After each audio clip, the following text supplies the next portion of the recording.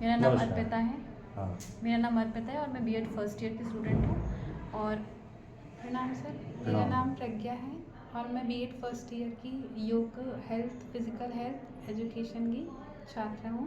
Sir मेरा प्रश्न ये है कि आत्मा क्या है? क्या योग द्वारा परमात्मा की प्राप्ति हो सकती है?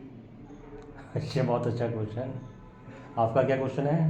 सर मेरा भी सेम क्वेश्चन यही है क्या? कि आत्मा की प्राप्ति कैसे होती है भगवान से।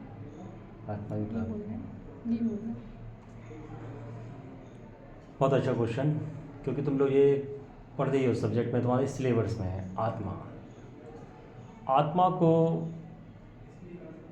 आदि अनादि काल से कोई शब्दों में परिभाषित नहीं कर पाया। डॉक्टर राधा कृष्ण सरपल्ली ने इसको शब्दों में परिभाषित मानने का प्रयत्न किया था।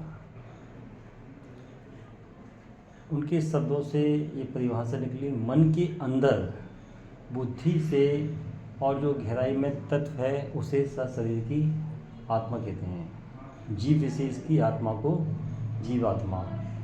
योग क्या है? योग कैसे शब्द से विदित होता है? जोड़ना। किसको जोड़ना?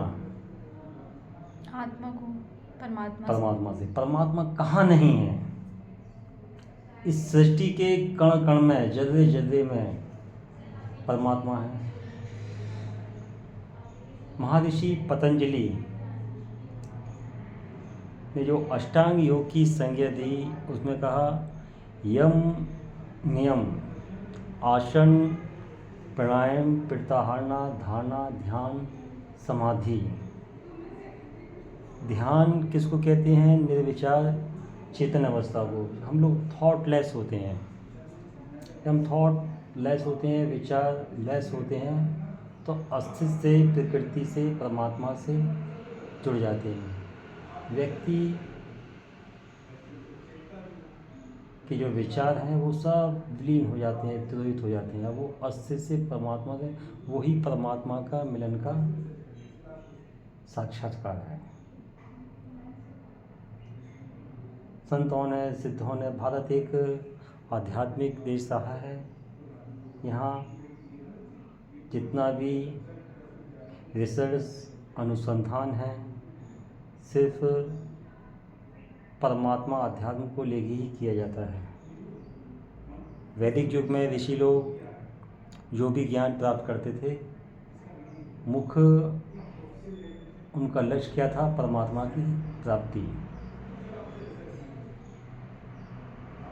तो हम कह सकते हैं, समझ में आ सकता है कि आत्मा क्या है और परमात्मा क्या है?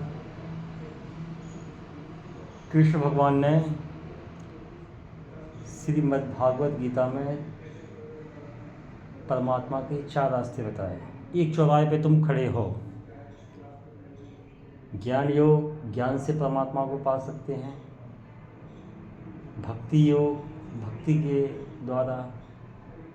कर्म और योग साधना। ऐसे भक्ति में मीराबाई ने भक्ति का श्रेष्ठ उदाहरण है। ज्ञान प्रभुपाद जी ने, विवेकानंद ने ज्ञान के द्वारा परमात्मा को पाया। विवेकानंद ने ध्यान के द्वारा, बाल गंगाधर तिलक ने कर्म के द्वारा।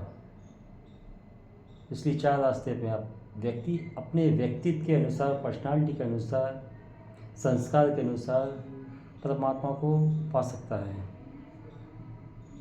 और इसका कोई अंत नहीं है, वो अनंत है। विज्ञान की खोज है पदार्थ की, और परमात्मा है इन्फिनिट दिखता। ठीक है। ओम नमस्कार, ओम प्रणाम।